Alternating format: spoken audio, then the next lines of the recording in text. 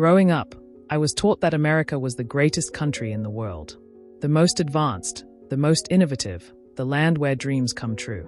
Then I spent 2 months in Japan, and I'm not going to sugarcoat this. I felt embarrassed to be American. What Japan has achieved quietly, efficiently, and beautifully made me realize America is so far behind, and we don't even know it. I landed at Tokyo's Narita airport completely jet-lagged and exhausted. In American airports, you wait forever at customs, deal with rude staff, and your luggage gets lost half the time. At Narita, I went through customs in 5 minutes. My luggage arrived on the carousel within 10 minutes, perfectly intact. The airport was spotless, the staff was polite, and signs were crystal clear. I walked outside and found a train station right inside the airport. Within an hour of landing, I was in downtown Tokyo. That efficiency, that respect for travelers, America could never. If what you're hearing is blowing your mind, do me a favor, hit that subscribe button and drop a like on this video. This channel is brand new and your support means everything. Now, let's continue with what Japan taught me. Let me start with the trains, because this is where Japan absolutely humiliates America.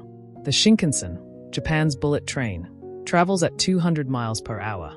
It's smooth, quiet, and so punctual that if it's even 1 minute late, the staff apologizes profusely.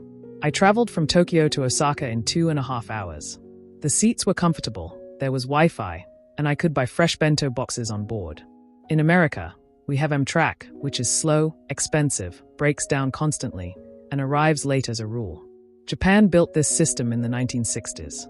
It's 2025, and America still can't figure it out. The cleanliness absolutely shocked me. Tokyo is a city of 14 million people, and I barely saw any trash on the streets. People carry their trash with them until they find a bin. Public bathrooms, even in train stations, were immaculate. The toilet seats were heated, they had bidets, and some even played music for privacy. Compare that to American public bathrooms that are disgusting, broken, and often locked. Japan treats public spaces like sacred spaces. America treats them like landfills. Safety in Japan changed my entire worldview. I walked through Tokyo at 3 a.m. alone, and I felt completely safe. Women jog alone at night. Elementary school kids take trains by themselves. People leave their wallets on tables in cafes to save seats, and nobody steals them. I watched a man drop his phone on the subway, and 3 people picked it up and ran after him to return it. In America, I won't even take out my phone in certain neighborhoods. We live in fear. Japan lives in trust. Japanese customer service made me realize how much Americans have accepted terrible service.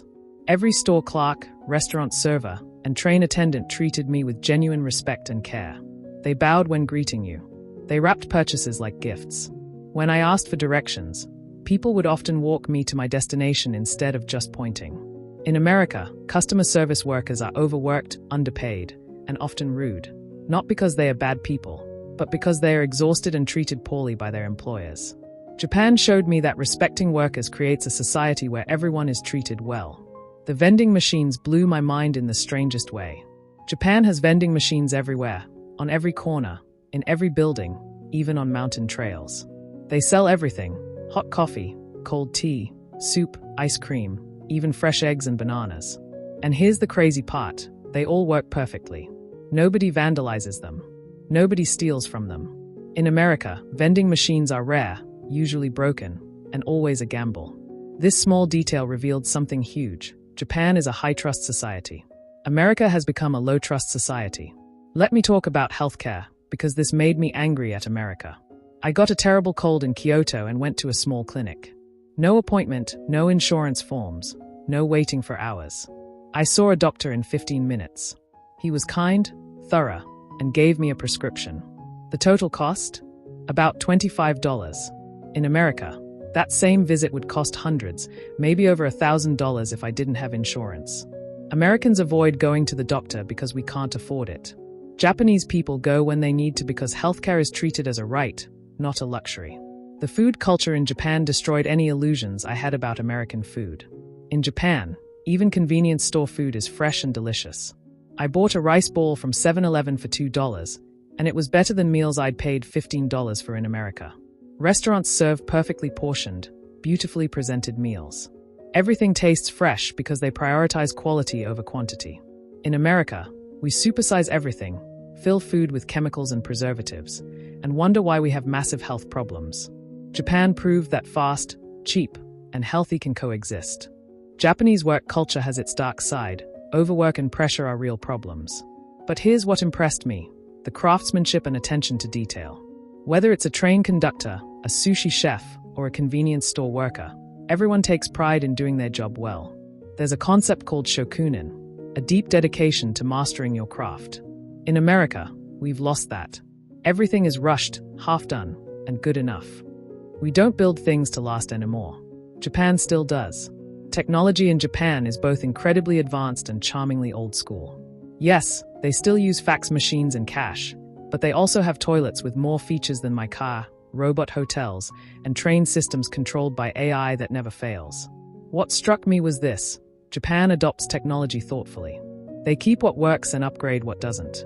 America chases every tech trend without thinking, creates systems that crash constantly, and abandons old infrastructure without replacing it properly. The respect for tradition alongside modernity amazed me. In Kyoto, I visited temples that were 800 years old, perfectly preserved and still functioning. Right next to them were modern buildings with cutting-edge design. Japan doesn't destroy its past to build the future. It honors both. In America, we tear down historic buildings to put up parking lots. We've lost connection to our history because we only care about what's new and profitable. Education in Japan revealed another American failure. Japanese students consistently rank among the best in the world in math and science. Schools are clean, well-funded, and safe. Teachers are respected professionals who are paid well. Students learn discipline, responsibility, and community values alongside academics. In America, schools are falling apart, teachers are quitting in droves because they are underpaid, and students graduate without basic skills. We claim education is important, but our actions show we don't actually care. I spent time in smaller Japanese cities like Kanazawa and Tokoyama, and even these places had better infrastructure than major American cities. Clean streets, efficient public transport, beautiful public spaces, and thriving local businesses. There was no urban decay, no abandoned buildings, no sense that the city had been forgotten. In America, small and mid-sized cities are dying. Downtowns are empty. Young people leave because there's nothing there. Japan invests in all its cities. America only cares about a few coastal hubs. Here's what really got to me. Japanese society works because people care about the collective, not just themselves. There's a saying, the nail that sticks out gets hammered down. Yes, that can stifle individuality, but it also creates a society where people think about how their actions affect others. They wear masks when sick to protect others. They are quiet on trains to respect shared space. They recycle meticulously because it's their duty. In America, we worship individualism to the point where nobody cares about anyone else. We've prioritized personal freedom over collective responsibility, and our society is crumbling because of it. On my last night in Tokyo, I sat in a small ramen shop watching the chef carefully prepare each bowl like it was art. The elderly couple next to me smiled and offered me their extra gyoza. A salaryman helped me figure out the ordering machine even though he was clearly exhausted from work. I walked back to my hotel through perfectly lit streets, past vending machines that worked, on sidewalks without potholes, feeling completely safe. And I felt something I didn't expect: sadness. Not because I hate America, but because I saw what we could be if we actually cared about making society work for everyone. Japan isn't perfect. They struggle with aging populations, rigid social systems, and mental health issues. But they've built a society that functions, that's clean, safe, efficient, and where people can trust each other. America is cooked not because we lack resources or talent, but because we've given up on the idea of collective progress. We're too busy fighting each other to build anything. We've privatized everything and let public goods decay. We've chosen profits over people so consistently that we've forgotten what a functioning society looks like.